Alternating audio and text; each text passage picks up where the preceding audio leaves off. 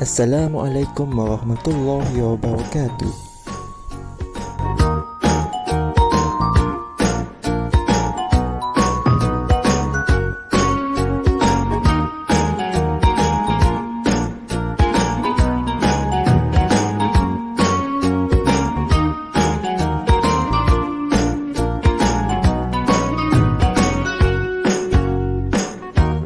Okey, sebelum kami mulakan, marilah kita sama-sama menghayati bacaan talbiyah.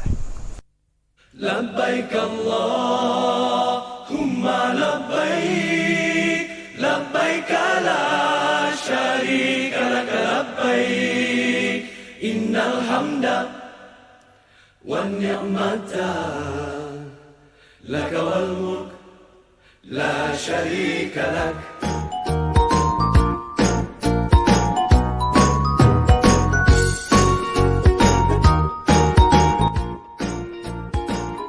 Okey, ini adalah tajuk pembentangan kami. Nombor 1, larangan ihram. Nombor 2, jenis dam. Okey, yang ini adalah rukun dan wajib haji.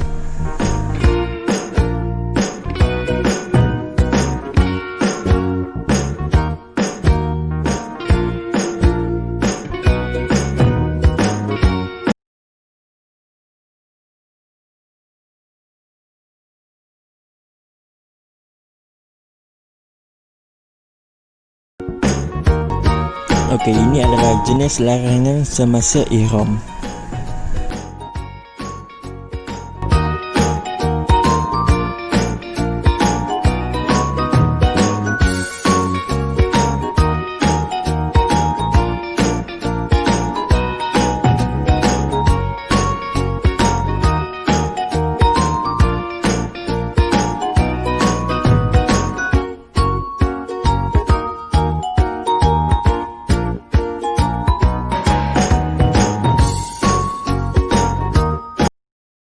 Okey, ini adalah contoh video seseorang yang ingin memakai pakaian bercantum semasa ihram. Sekarang kan musim sejuk. Lepas tu nak pergi tawaf pula dengan pakaian ihram ni je. Dah lah, pakaian ihram ni satu helai je, mesti aku akan rasa sejuk. Kalau aku pakai baju dalam, mesti nak akan rasa sejuk time tawaf tu.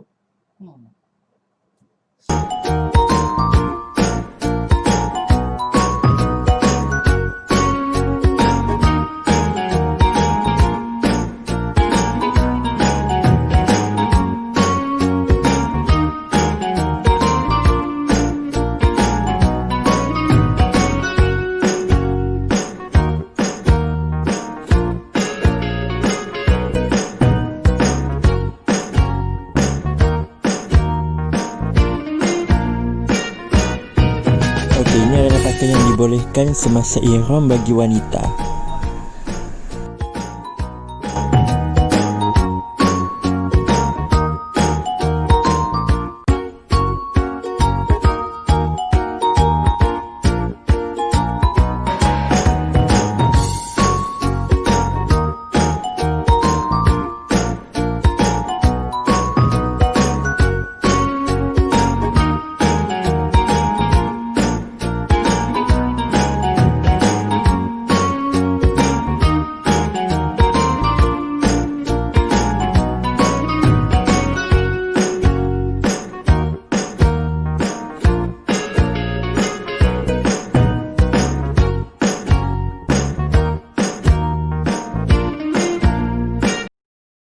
Okey, ini adalah contoh situasi seseorang ingin memakai wangi-wangian ketika ihram.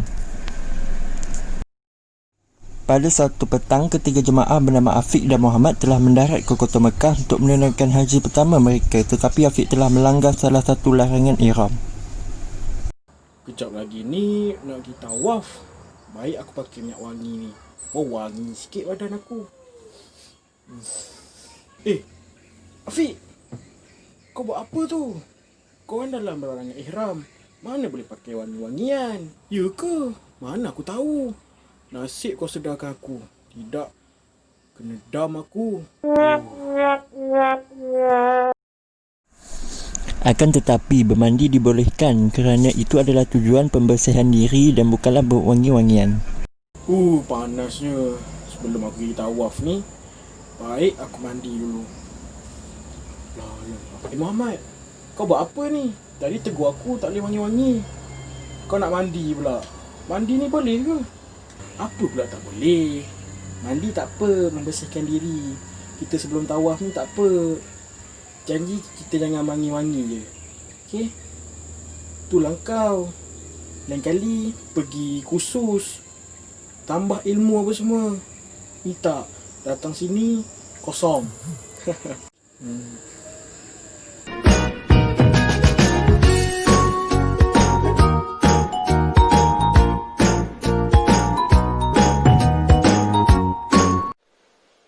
Bismillahirrahmanirrahim. Syukur dulu. Kejap. Aku teringat ada ustaz cakap kita tak boleh tanggalkan rambut atau bulu dari mana-mana anggota badan, termasuk lelaki dan wanita. Ish, tak boleh jadi ni. Astaghfirullahalazim. Satu lagi situasi seseorang yang ingin memotong kuku ketika dalam ihram. Panjangnya kuku aku. Potonglah sikit. Sikit tak apa kot. Aizat, awak buat apa tu? Awak telah melanggar perkara-perkara larangan ihram, iaitu memotong kuku. Awak tak boleh memotong kuku. So, awak boleh dikenakan dam, iaitu dam takhir dan takdir. Maksudnya, ketetapan kepada barang yang boleh diganti. Contohnya, seseorang yang memakai pakaian dilarang dalam ihram atau memotong kuku, maka dam dikenakan menyembelih seekor kibas atau kambing atau 1/7 unta. Sekiranya tidak mampu, bersedekah kepada 6 orang fakir miskin sebanyak 2 cupak makanan tiap-tiap seorang. Sekiranya tidak mampu juga, berpuasalah 3 hari. Okey? Okey Ustaz, terima kasih atas teguran tadi. Okey kawan-kawan semua di luar sana, kalau anda semua tidak mahu dikenakan dam, so elakkanlah daripada melakukan perkara larangan ihram. Okey?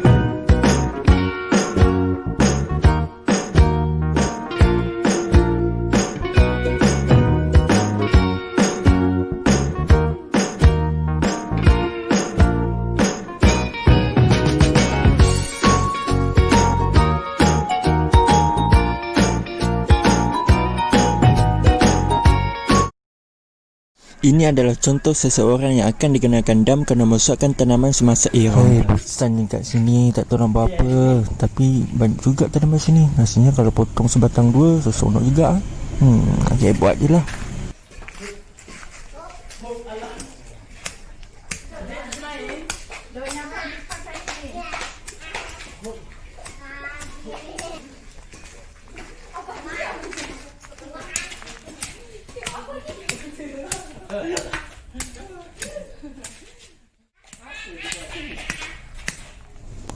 Kejap, aku kan adalah haji, tak boleh nak rosak ke tanaman. Kang nanti kena bayar dam pula. Aduh, terlupalah.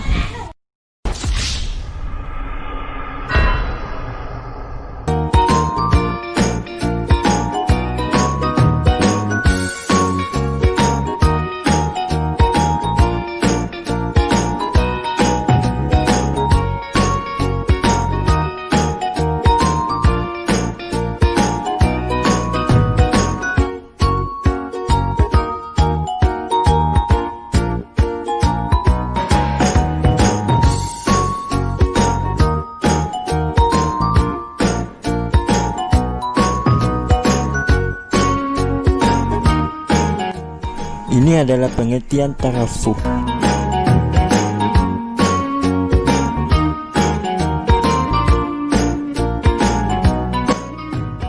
Dan ini pula adalah pengertian itlaf.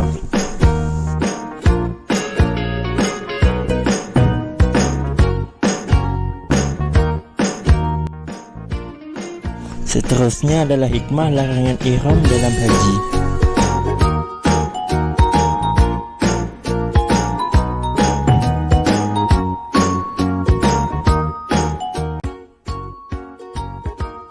Okey, seterusnya kita bincang pasal dam dalam ibadat haji.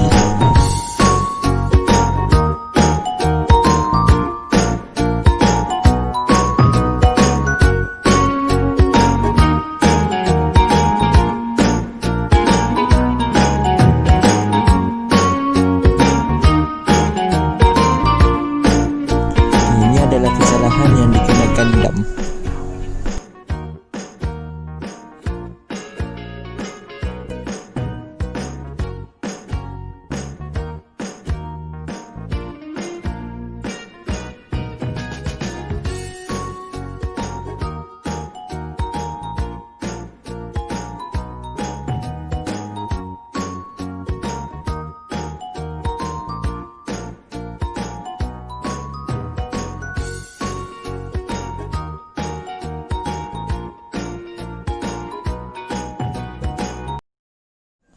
Okey, sekarang saya akan menjelaskan tentang jenis dam dalam haji. Okey, yang pertama jenis dam jenis tertib. Dam jenis tertib ni terbahagi kepada dua bahagian. Yang pertama adalah takdir, yang kedua adalah takdir. Takdir ni dia lebih kepada nilai dan takdir ni dia lebih kepada tentukan kadar. Okey, kita tengok apa jenis denda yang dikenakan bagi tertib takdir. Yang pertama, sembelih unta atau lembu, atau jika tak mampu memberi makan kepada fakir miskin yang sama nilai dengan unta yang disembelih. Jika tidak mampu juga berpuasa, jumlah harinya sama dengan cupak makanan. Cupak makanan tu bersamaan dengan nilai unta yang disembelih.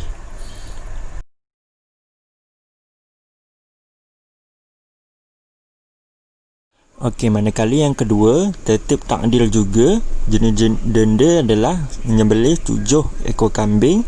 Jika tak mampu memberi makan kepada fakir miskin, sama nilai dengan kambing tadi. Jika tidak mampu, kita berpuasa selama jumlah hari sama dengan copak makanan yang nilainya sama dengan nilai seekor kambing.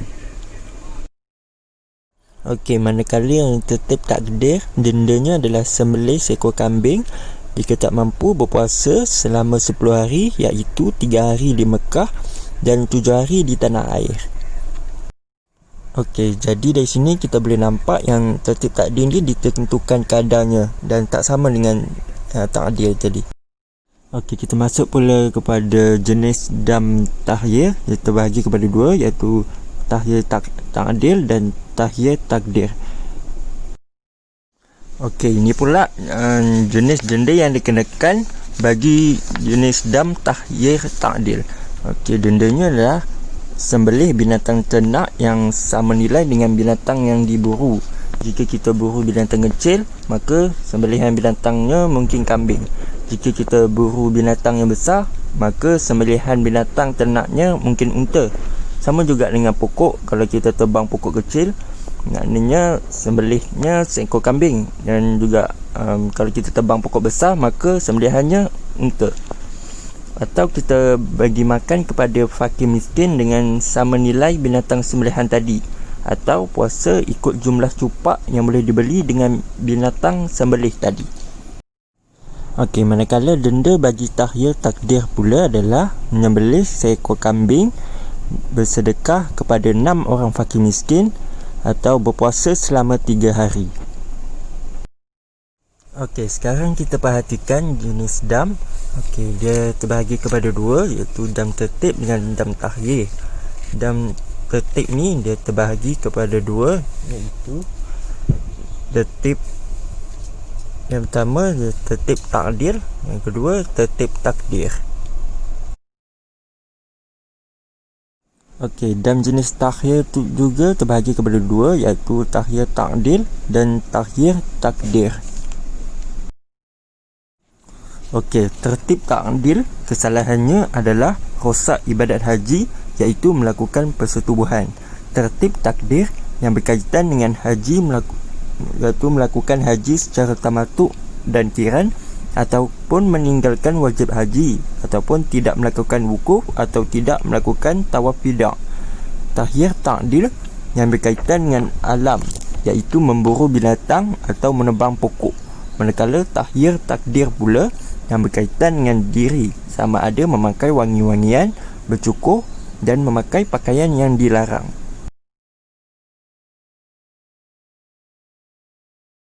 Okey, sekarang mari kita jawab soalan-soalan yang diberi.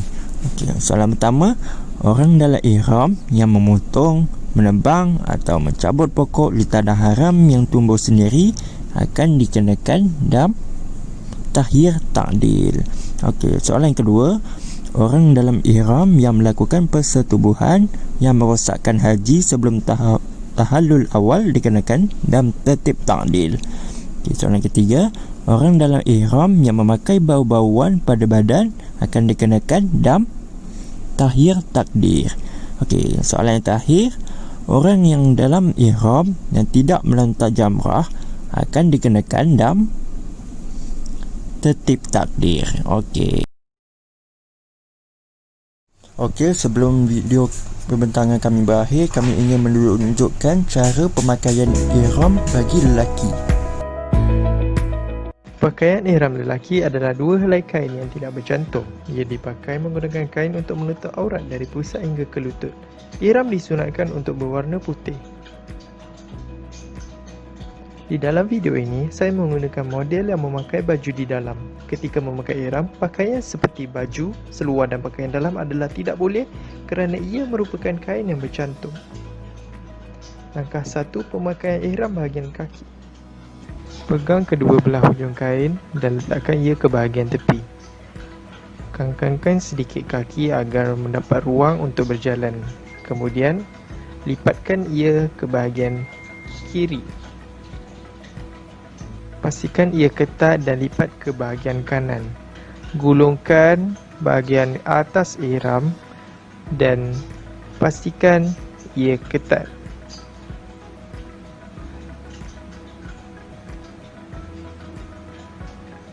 Tali pinggang ini juga dibolehkan untuk memakai ihram. Ia tidak dikira sebagai pakaian, malah ia dikira sebagai alat bantu untuk memakai ihram. Alat ini dipanggil tali pinggang ihram. Langkah 2, pemakaian ihram bahagian badan. Bukakan kain ihram seperti ini dan lebihkan di bahagian kiri. Lipatkan bahagian kanan ke bawah dan ambil bahagian kiri ihram letakkan di bawah lengan. Kemudian letakkan bahagian kiri ihram ke belakang badan seperti yang ditunjukkan. Selitkan sedikit kain ke dalam agar ia tidak mudah melucut. Okey, yang terakhir kami ingin anda melihat cara pemakaian ihram bagi wanita.